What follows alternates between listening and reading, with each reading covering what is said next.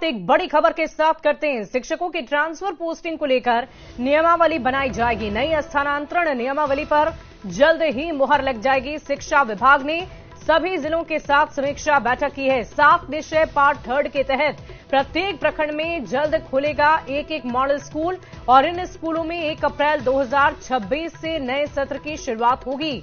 इन स्कूलों में साक्षात्कार के आधार पर छात्रों का चयन होगा और छात्रों के चयन की जिम्मेवारी SCERT को मिली है। ग्रीवांस के आधार पर शिकायतों का जल्द निपटारा होगा।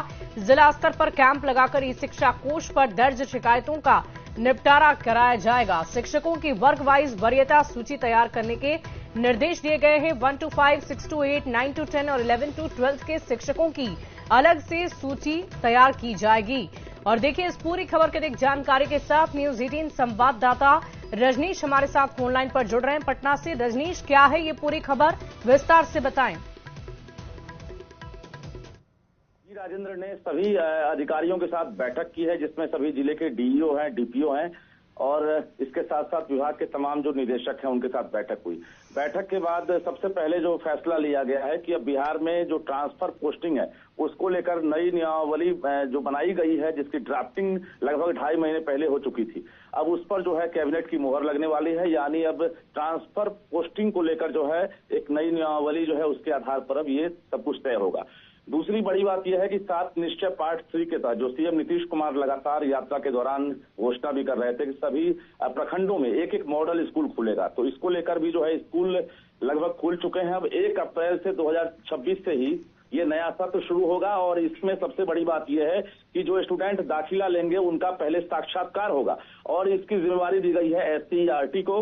इसके बाद ग्रीवांस के आधार पर कई एप्लीकेशन पहले से, चाहे वो ट्रांसफर पोस्टिंग का हो या अन्य चीज हो, जो ग्रीवांस पर ई शिक्षा कोष के माध्यम से आवेदन किए गए थे, उनकी जल्द ही एक तरह से सुनवाई होगी और ग्रीवांस के आधार पर जो शिकायत है उसका निपटारा करने के लिए अब जिलों में कैंप लगाया जाएगा।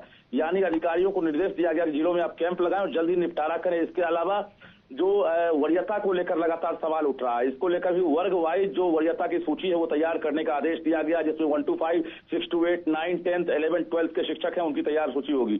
और दूसरी बड़ी बात यह है कि जो ट्रांसफर पोस्टिंग हुई है उसमें जो छात्र और शिक्षक का जो अनुपात है वो अभी डिफर हो गया है। यानी उस अनुपात के आधार पर शिक्षकों की पोस्टिंग नहीं हुई है, जो आंकड़े सामने आए। ऐसे में अब जो रैशनलाइजेशन है इसका आदेश दिया गया है कि अब शिक्षकों के जो और छात्रों के जो आंकड़े हैं उसकी समीक्षा की जाएगी अधिकारियों के द्वारा। साथ ही जनवरी का वेतन भुगतान नहीं करने वाले तमाम DEO को फटकार भी लगी है, DPO को, और सभी को ये कहा गया है कि जनवरी के जो वेतन नहीं जिनको मिला है शिक्षकों को, उनकी सूची आप वेबसाइट पर अपलोड करें नाम के साथ। तो कुल मिलाकर DEO को बड़ा टास्क दिया गया है। उपयोगिता प्रमाण पत्र में भी अब तक 956.67 करोड़ रुपए जो है उसका अब तक प्रूफ मुख्यालय को नहीं मिला है, तो ये प्रमाण पत्र भी जल्द उपलब्ध कराने का तमाम निर्देश दिया गया है। उम्मीद है कि मार्च महीने में ये एक्शन आपको देखने को मिल जाएगा। शुभी, बहुत बहुत शुक्रिया रजनीश हमारे साथ जुड़ने के लिए, तमाम जानकारी के लिए।